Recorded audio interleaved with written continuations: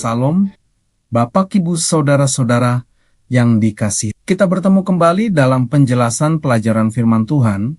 Berikut ini merupakan penjelasan dari kesimpulan pelajaran firman Tuhan sepanjang pekan ini, yaitu pelajaran ke-9, tanggal 21 hingga tanggal 27 bulan Februari tahun ke-2026. Bapak Ibu yang terkasih, pemaparan pelajaran ini berpusat pada kebenaran besar tentang pendamaian melalui Kristus sebagaimana dinyatakan dalam kitab 2 Korintus 5 ayat 21, bahwa Dia yang tidak mengenal dosa telah dibuat menjadi dosa karena kita, supaya kita dibenarkan oleh Allah di dalam Dia.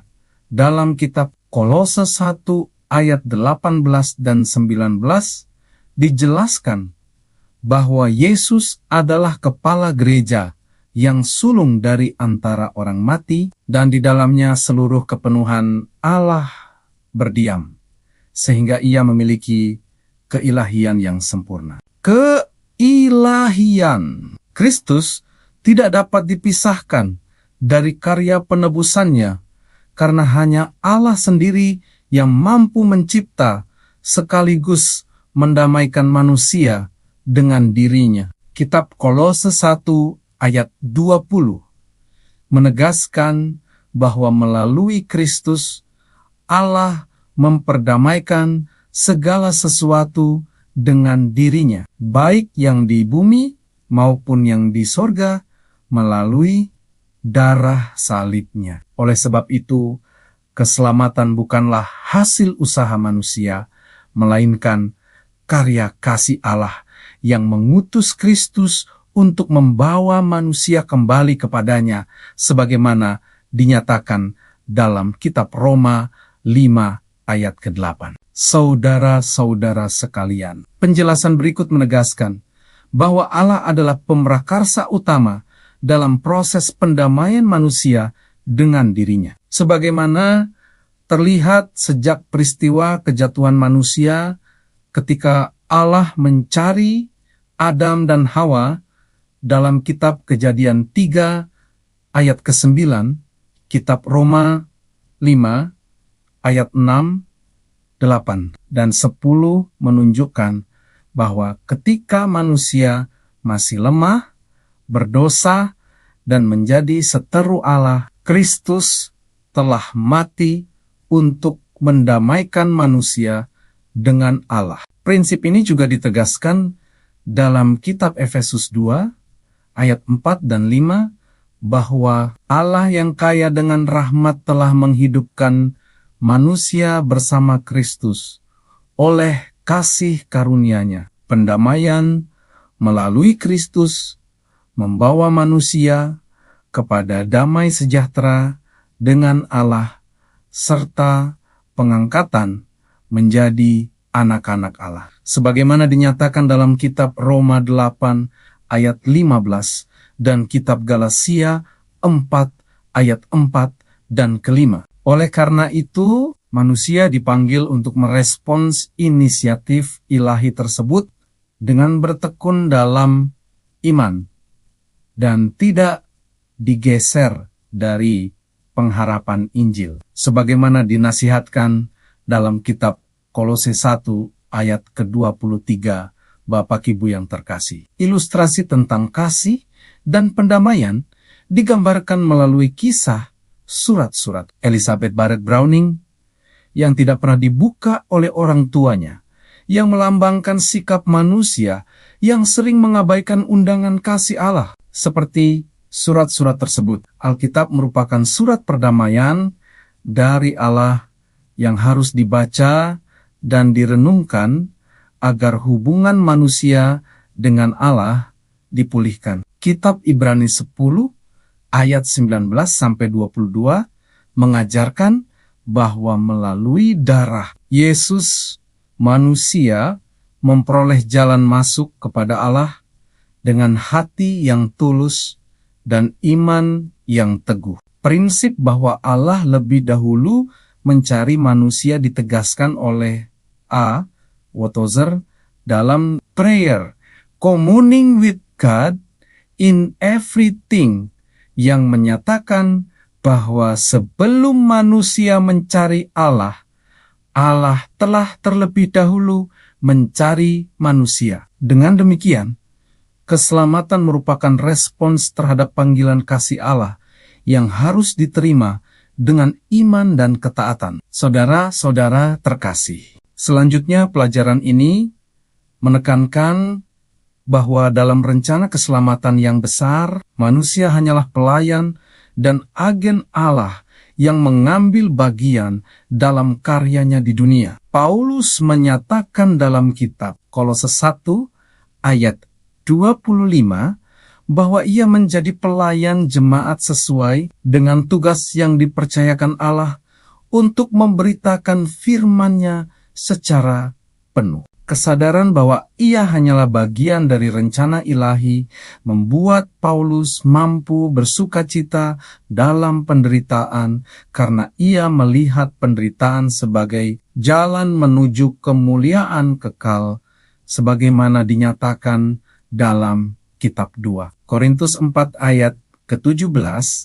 Dia memahami bahwa hidupnya merupakan bagian dari rahasia Allah yang dahulu tersembunyi, tetapi kini dinyatakan kepada orang-orang kudus, sebagaimana tertulis dalam kitab Kolose 1 ayat ke-26. Pemahaman ini mengajarkan bahwa setiap orang percaya memiliki peran dalam rencana keselamatan Allah yang jauh lebih besar daripada kepentingan pribadi. Bapak, Ibu, kebenaran bahwa Allah bekerja melalui kehidupan manusia terlihat dalam kisah tokoh-tokoh Alkitab seperti Yusuf yang akhirnya memahami bahwa Allah menuntun penderitaannya untuk menyelamatkan banyak orang. Sebagaimana dinyatakan dalam kitab Kejadian 50 ayat ke-20. Pengalaman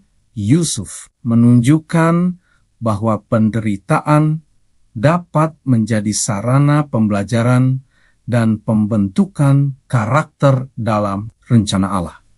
Hal ini juga ditegaskan oleh Ellen G. White dalam buku Para Nabi dan Bapa, bahwa Allah menuntun pengalaman hidup manusia untuk menggenapi tujuannya. Demikian pula kisah Rut menunjukkan bahwa Allah bekerja melalui peristiwa sederhana untuk menggenapi rencana besarnya hingga menghadirkan garis keturunan Mesias sebagaimana tertulis dalam kitab Rut 4 ayat 13, ayat 22, dan kitab Matius 1 ayat ke-1. Semua peristiwa sejarah keselamatan menunjukkan bahwa Allah memimpin dunia menuju penggenapan rencana penebusan dalam Kristus. Saudara yang kekasih, selain memahami peran dalam rencana ilahi, orang percaya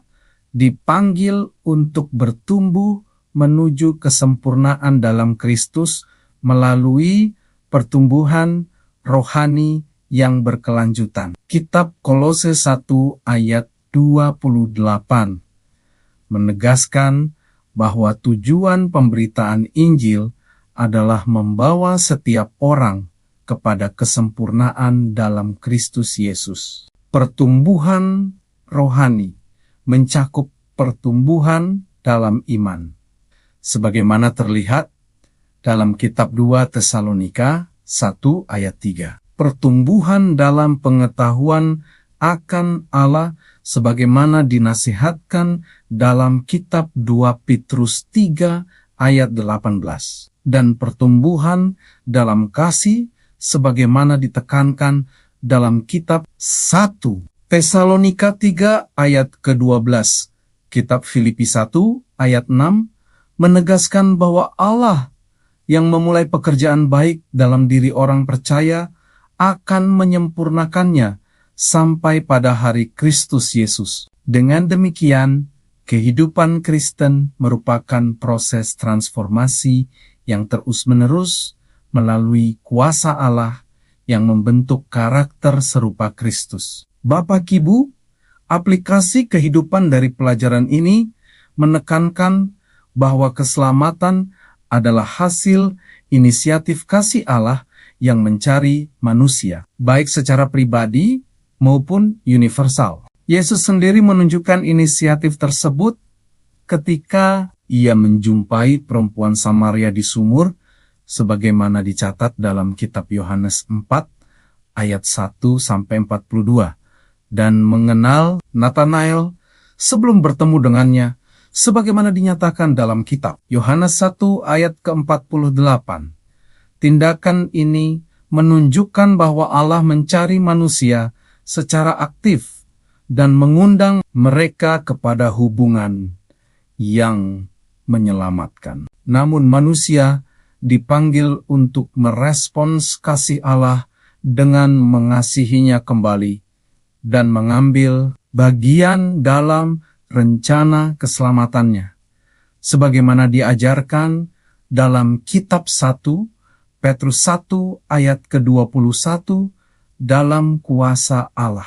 Orang percaya dapat menjadi alat perdamaian dan harapan bagi dunia meskipun memiliki kelemahan dan keterbatasan. Saudara-saudara sekalian, kesimpulannya adalah pendamaian manusia dengan Allah merupakan karya kasih ilahi melalui pengorbanan Kristus yang membawa manusia kepada pembenaran dan kehidupan baru sebagaimana ditegaskan dalam kitab Roma 5 ayat pertama.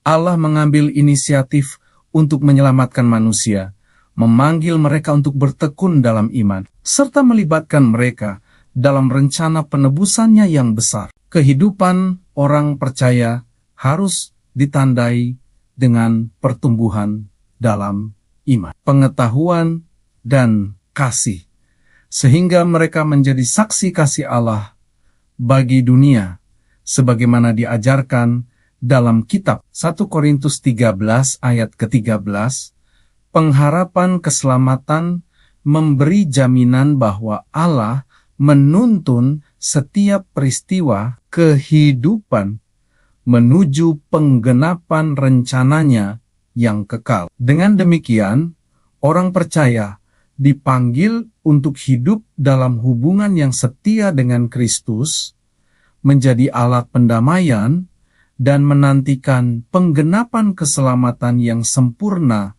dalam kerajaan Allah. Bapak, Ibu, saudara-saudara yang diberkati Tuhan. Sampai di sini penjelasan pelajaran firman Tuhan untuk hari ini. Sampai bertemu pada pelajaran yang berikutnya. Tuhan memberkati kita semuanya.